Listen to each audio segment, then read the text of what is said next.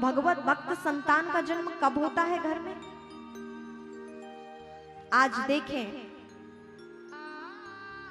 महाराणा प्रताप जन्म नहीं ले रहे हैं, स्वामी विवेकानंद जन्म नहीं ले रहे हैं, आज छत्रपति वीर शिवाजी जन्म नहीं ले रहे हैं, मीराबाई जन्म नहीं ले रही हैं, रैदास भक्त जैसे जन्म नहीं ले रहे हैं, नरसी जन्म नहीं ले रहे हैं। क्यों? क्योंकि आज वैसे माता पिताओं का व्यवहार नहीं है। भगवत भक्त संतान को जन्म लेने के लिए नियम है कि किसके घर में भगवत भक्त संतान का जन्म होता है, किसके घर श्रेष्ठ संतान का जन्म होता है। नीति कहती है, गुरुजनों का कहना है कि जो गुरुजनों के कहे हुए वचनों के अनुसार अपने जीवन का पालन पोषण करते हैं, महापुरुषों के घर के बड़े बुजुर्गों की परंपरा को अपनाकर अपने जीवन में उन नियमों का धारण करते हैं, शालीनता पूर्वक अपने दिव्य चरित्र का पालन करते हैं, तब जाकर उस घर में भगवत भक्त संतान का जन्म होता है।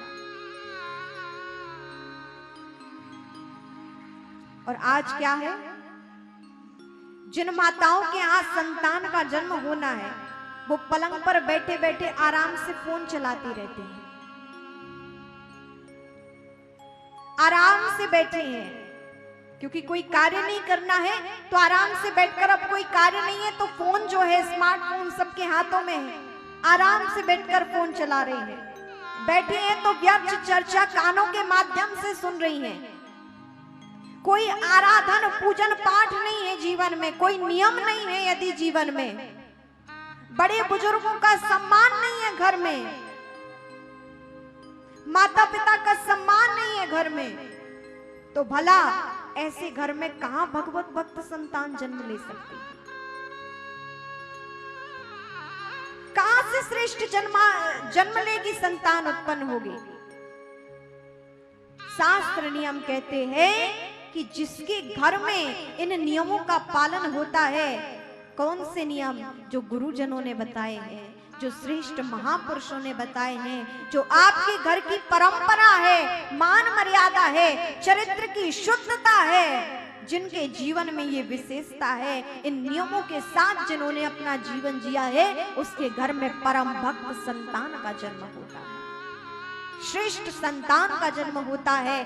तभी छत्रपति शिवाजी महाराज उत्पन्न होते हैं, तभी महाराणा प्रताप जैसे वीर उत्पन्न होते हैं, तभी मीराबाई उत्पन्न होती है, तभी कबीर, रैदास, नानक उत्पन्न होते हैं। गर्भ की श्रेष्ठता होनी चाहिए। माता पिता का जीवन में कर्तव्य है कि ऐसे जीवन को जिए ताकि संतान भी श्रेष्ठ हो। आप जरा सोचें कि आप अपने बालक को तो अच्छा बनाना चाहते हैं और स्वयं के कार्य श्रेष्ठ ना हो और फिर आप बालक को शिक्षा दो, वो मानेगा? नहीं मान सकता। पिता धूम्रपान करता हो और बच्चे से कहे कि धूम्रपान करना अच्छी बात नहीं है, बच्चा मानेगा? नहीं मान सकता। और चाहे तो आज की संतान तो ऐसी हो गई जो उलट के जवाब भी दे कि पिताजी जब आप ही धूम्रपान कर रहे हो तो हमें क्यों मना कर रहे हो, गलत है तो आप क्यों कर रहे हो। आज की संतान तो ऐसे भी जवाब दे सकती है। इसीलिए हम वो आचरण करें, शिक्षक शिक्षा देता है तो उसके अंदर भी वो आचरण होना चाहिए, तभी वो प्रभावी होता है। घर में माता पिता बोलते हैं, बच्चे नहीं सुनते हैं, तब माता पिता महापुरुषों के पास लेकर जाते हैं कि गुरुदेव आप ही से समझाओ ताकि इसका जीवन सुधरे। क्यों? खुद के कहने से क्यों नहीं सुधरी? क्योंकि वे आचरण हमारे साथ नहीं है। और तब हम महापुरुषों के पास लेकर जाते कि आप आशीर्वाद दीजिए, आप कहिए तो ये सुधरे। क्योंकि महापुरुषों के मुख से केवल बात नहीं निकलती, उनकी साधना उन शब्दों के साथ निकलती है, तब वो फलीभूत होती है। महापुरुषों की साधना बोलती है उन शब्दों के साथ, उनके जीवन के आचरण उनके बोलते हैं। एक संत के पास एक माता अपने बच्चों को लेकर पहुंची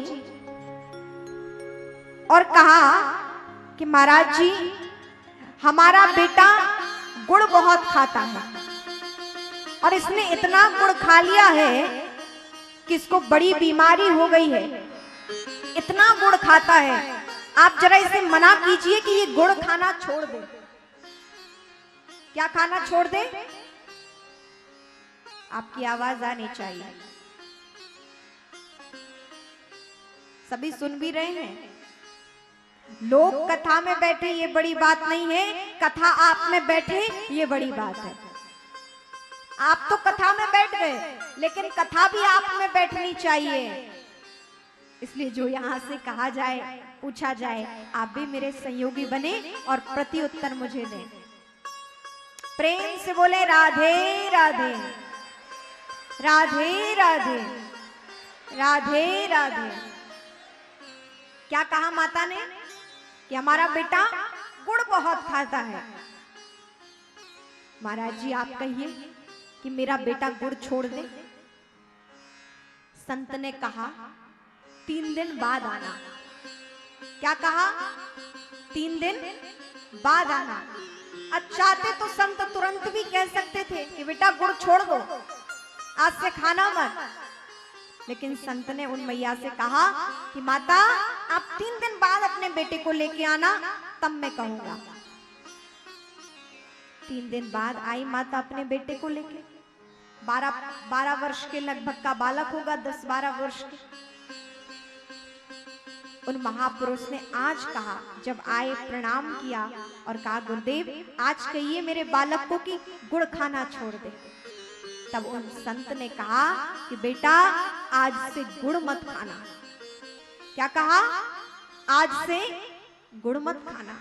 वो मैया बोली, अरे महाराज जी, किसी बात बोलनी थी तो पहले ही दिन बोल देते।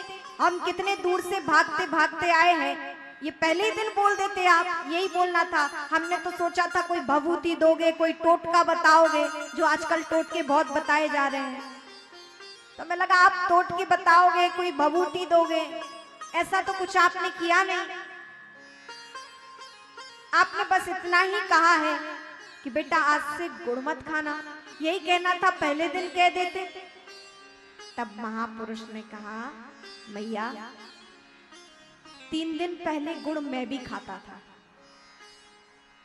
3 दिन पहले गुड़ मैं भी खाता था और 3 दिन के लिए मैंने संकल्प लिया कि आज से मैं भी गुड़ नहीं खाऊंगा।